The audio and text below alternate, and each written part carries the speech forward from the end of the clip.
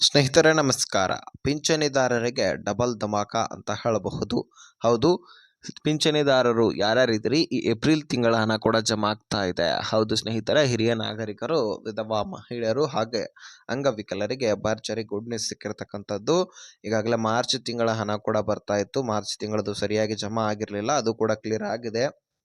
ಈಗ ಏಪ್ರಿಲ್ ತಿಂಗಳದು ಕೂಡ ಇದೇ ತಿಂಗಳಲ್ಲಿ ಪ್ರಾರಂಭವಾಗ್ತಾ ಇದೆ. ಸದ್ಯಕ್ಕಂತೂ ದುಡ್ಡಿನ ಕೊರತೆ ಇಲ್ಲ. ಯಾವಾಗ ಗ್ಯಾರಂಟಿ ಯೋಜನೆಗಳು ಪ್ರಾರಂಭವಾದವೋ ಆ ಸಂದರ್ಭದಲ್ಲಂತೂ ತೊಂದರೆ ಇದ್ದೇ ಇರುತ್ತೆ. ಯಾಕಂದರೆ ಗ್ಯಾರಂಟಿ ಯೋಜನೆಗಳಿಗೆ ದುಡ್ಡು ಹಾಕಿ ಹಾಕಿ ಸರ್ಕಾರ ಸಾಲವನ್ನೇ ಮಾಡ್ಕೊಂಡು ಬಿಡ್ತು.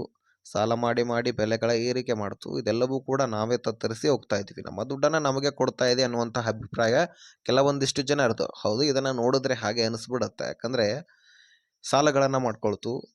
ಆ ಗ್ಯಾರಂಟಿ ಯೋಜನೆಗಳು ಬರೋಕ್ಕಿಂತ ಮುಂಚೆ ಪಿಂಚಣಿ ಯೋಜನೆಯಲ್ಲಿ ಪ್ರತಿ ತಿಂಗಳದು ಅದೇ ತಿಂಗಳಲ್ಲಿ ಕ್ಲಿಯರ್ ಆಗಿಬಿಡ್ತಾ ಇತ್ತು. ಈಗ ಏಪ್ರಿಲ್ ಪ್ರಾರಂಭವಾದರೆ 1ನೇ ತಾರೀಕಿನಿಂದ 5ನೇ ತಾರೀಕಿನ ತನಕ ಏಪ್ರಿಲ್ ತಿಂಗಳದು ಕ್ಲಿಯರ್ ಆಗ್ತಾ ಇತ್ತು. ಮೇ ಪ್ರಾರಂಭವಾದರೆ 1ನೇ ತಾರೀಕಿನಿಂದ 5ನೇ ತಾರೀಕುವರೆಗೂ ಕೂಡ ಮೇ ತಿಂಗಳದು ಕ್ಲಿಯರ್ ಆಗ್ತಾ ಇತ್ತು. ಹೀಗೆ ಅದೇ ತಿಂಗಳ ಹಣ ಅದೇ ತಿಂಗಳಲ್ಲಿ ಜಮಾ ಆಗಿ ಕ್ಲಿಯರ್ ಆಗ್ತಾ ಇತ್ತು. ಆದರೆ ಈಗ ಗ್ಯಾರಂಟಿ ಯೋಜನೆಗಳಿಂದಾಗಿ ಸರ್ಕಾರವು ಕೂಡ ತತ್ತರಿಸಿ ಹೋಗಿದೆ, ಬೆಲೆಗಳ ಏರಿಕೆ ಮಾಡಿದೆ, ಸಾಲಗಳನ್ನು ಮಾಡಿಕೊಂಡಿದೆ. ಇದೆಲ್ಲವೂ ಕೂಡ ಕಣ್ಣಿಗೆ ಕಾಣಿಸ್ತಾ ಇದೆ. ಹೀಗಾಗಿ ಜನರ ಅಭಿಪ್ರಾಯ ಸಾಕಷ್ಟು ಈ ರೀತಿ ಬರ್ತಾ ಇದೆ. ನೀವು ತಿಳ್ಕೊಳ್ಳಿ, ಈ ಪಿಂಚಣಿ ಯೋಜನೆಯಲ್ಲಂತರೂ ಪಿಂಚಣಿ ಡಬಲ್ ಆಗುತ್ತೆ ಎನ್ನುವಂತಹ ಮಾಹಿತಿಯನ್ನು ಸಿದ್ದರಾಮಯ್ಯನವರು ಕೊಟ್ಟಿದ್ರು. ಆದರೆ ನೀವು ಅಂದ್ಕೊಂಡಿರುವಷ್ಟು ಮಟ್ಟಿಗೆ ಹೆಚ್ಚಳ ಆಗುವುದು ಬಹುತೇಕ ಡೌಟು. ಆದರೆ ಹೆಚ್ಚಳ ಆಗಬಹುದಾದಂತಹ ಸಾಧ್ಯತೆ ಹೆಚ್ಚಾಗಿದೆ. ಅಂದರೆ ನೀವು 2,000 ಅಥವಾ 2,500 ಇಷ್ಟರ ಮಟ್ಟಿಗೆ ಹೆಚ್ಚಳ ಆಗಬಹುದು ಅನ್ನುವಂತಹ ನಿರೀಕ್ಷೆಯನ್ನು ಇಟ್ಟಿದ್ದೀರಿ. ಆದರೆ ಅಷ್ಟು ಹೆಚ್ಚಳ ಆಗಬಹುದಾದಂತಹ ಸಾಧ್ಯತೆ ಖಂಡಿತವಾಗ್ಲೂ ಇದೆಯಾ? ಖಂಡಿತವಾಗ್ಲೂ ಡೌಟು. ಯಾಕಂದರೆ ಸರ್ಕಾರ ಒಂದು 100 ರೂಪಾಯಿ ಹೆಚ್ಚು ಮಾಡಿದ್ರು ಸಹಿತ ಲಕ್ಷಾಂತರ ಕೋಟಿಗಟ್ಟಲೆ ದುಡ್ಡು ಹೆಚ್ಚಳ ಅಲ್ಲಿ ಹೂಡಿಕೆ ಮಾಡಬೇಕಾಗತ್ತೆ, ಮೀಸಲಿಡಬೇಕಾಗತ್ತೆ. ಹಾಗಾಗಿ ಸದ್ಯಕ್ಕೆ ಸರ್ಕಾರ ಇಡುವಂಥದ್ದು ಈಗಾಗಲೇ 800 ರೂಪಾಯಿ ಅಥವಾ 900 ರೂಪಾಯಿ ಜಮಾ ಆಗ್ತಕ್ಕಂತಹ ಪಿಂಚಣಿ 1,200ಕ್ಕೆ ಏರಿಕೆ ಮಾಡುತ್ತಷ್ಟೇ. ಸೊ ಹಾಗಾಗಿ ನೀವು ಅಂದ್ಕೊಂಡಿರುವಷ್ಟಿಗೆ ಹೆಚ್ಚಳ ಆಗೋದಿಲ್ಲ. ಹೆಚ್ಚಳ 100 ರೂಪಾಯಿ ಆದರೂ ಸಹಿತ ಒಳ್ಳೆಯದೇನೆ. ಆದಷ್ಟು ಬೇಗ ಸರ್ಕಾರ ಈ ಕೆಲಸ ಮಾಡಬೇಕು ಅತಿ ಶೀಘ್ರದಲ್ಲಿ ಅನ್ನುವಂತಹ ಮಾಹಿತಿ ಕೂಡ ಕೊಟ್ಟಿದೆ. ಇನ್ನು ಈ ಸರ್ಟಿಫಿಕೇಟ್ ಕೊಟ್ಟರೆ ಮಾತ್ರ ದುಡ್ಡು ಬರೋದು, ಹೆಚ್ಚಳ ಆಗೋದು. ಇಲ್ಲ ಅಂದರೆ ಖಂಡಿತವಾಗ್ಲೂ ಇಲ್ಲ. ಯಾಕಂದರೆ ಈಗಾಗಲೇ ಪಿಂಚಣಿದಾರರಲ್ಲಿ ವಿಧವಾ ಮಹಿಳೆಯರು, ಅಂಗವಿಕಲರು ಹಾಗೆ ಹಿರಿಯ ನಾಗರಿಕರು, ಮುಖ್ಯವಾಗಿ ಹಿರಿಯ ನಾಗರಿಕರು ಬಹಳಷ್ಟು ಜನರನ್ನು ತೆಗೆದುಹಾಕಿದ್ದಾರೆ.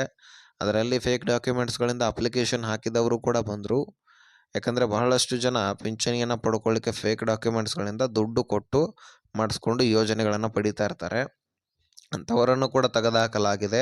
ಇನ್ನು ಬಹಳಷ್ಟು ಜನ ತೀರಿ ಹೋಗಿದ್ರು ಸಹಿತ ಅವರ ಹೆಸರಿನಲ್ಲಿ ಇನ್ನೂ ಕೂಡ ಪಿಂಚಣಿಯನ್ನು ಪಡ್ಕೊಳ್ತಕ್ಕಂತಹ ಕುಟುಂಬಗಳು ರಾಜ್ಯದಲ್ಲಿ ಬಹಳಷ್ಟು ಜನ ಇದ್ದಾವೆ. ಹಾಗಾಗಿ ಸರ್ಕಾರ ಹೇಳುತ್ತೆ, ಸೊ ನೀವು ಮರಣ ಪ್ರಮಾಣ ಪತ್ರವನ್ನು ತೆಗೆಸಿಕೊಂಡಿದ್ದೆ ಆದರೆ ನಾವು ಆಟೋಮೆಟಿಕ್ಕಾಗಿ ಬಂದ್ ಮಾಡ್ತಾ ಇದ್ದೀವಿ. ಆದರೆ ನೀವು ಮರಣ ಪ್ರಮಾಣ ಪತ್ರವನ್ನು ಕೂಡ ತೆಗೆಸೋದಿಲ್ಲ. ಹಾಗೆ ಪಿಂಚಣಿ ಅಥವಾ ಇನ್ನಿತರ ಯೋಜನೆಗಳನ್ನು ಪಡ್ಕೊಳ್ತೀರಿ. ಉದಾಹರಣೆಗೆ ಗೃಹಲಕ್ಷ್ಮಿಯನ್ನೇ ತೆಗೆದುಕೊಳ್ಳಿ. ಮುಖ್ಯಸ್ಥೆ ತೀರಿ ಹೋಗಿದ್ರು ಸಹಿತ ಅವರ ಹೆಸರಿನಲ್ಲಿ ಇನ್ನೂ ಕೂಡ ಒಂದು ಗೃಹಲಕ್ಷ್ಮಿ ಯೋಜನೆಯನ್ನು ಪಡ್ಕೊಳ್ಳೋದು, ಇದೆಲ್ಲವೂ ಕೂಡ ನಡೀತಾ ಇದೆ. ಮೊನ್ನೆ ತಾನೇ SIR ಪ್ರಕ್ರಿಯೆ ಪ್ರಾರಂಭವಾಗಿತ್ತು. ಅದರಲ್ಲಿ ಎಲ್ಲ ಮಾಹಿತಿ ಕೂಡ ಸರ್ಕಾರಕ್ಕೆ ಸಿಗ್ತಾ ಇದೆ. ಎಷ್ಟು ಜನ ಬದುಕಿದ್ದಾರೆ, ಎಷ್ಟು ಜನ ಯಾವ ದೇಶದವರು ಇಲ್ಲಿ ಬಂದು ಇರತಕ್ಕಂಥದ್ದು. ಅದರಲ್ಲಿ ಬಾಂಗ್ಲಾದೇಶಿಯರು ಬಂದು ನಮ್ಮ ರಾಷ್ಟ್ರದಲ್ಲಿ ನೆಲೆ ಊರಿಸಿದಾರಲ್ವ, ನುಸುರುಕೋಳರು. ಹಾಗಾಗಿ ಅದರ ಬಗ್ಗೆ ಸಾಕಷ್ಟು ವೆರಿಫಿಕೇಷನ್ ಆಗ್ತಾ ಇದೆ. ಅದರಲ್ಲಿ ನಮ್ಮ ರಾಷ್ಟ್ರದಲ್ಲಿ ಇರತಕ್ಕಂತಹ ಪ್ರಜೆಗಳು ತೀರಿ ಹೋಗಿದ್ರೆ ಸಹಿತ ಪಿಂಚಣಿ ಪಡ್ಕೊಳ್ತಕ್ಕಂಥದ್ದು, ಯೋಜನೆಗಳನ್ನು ಪಡ್ಕೊಳ್ತಕ್ಕಂಥದ್ದು ಇದೆಲ್ಲವೂ ಕೂಡ ಸಿಗ್ತಾ ಇದ್ದಾರೆ. ಹೀಗಾಗಿ ಮೇಲಿಂದ ಮೇಲಕ್ಕೆ ವೆರಿಫಿಕೇಷನ್ ಆಗತ್ತೆ.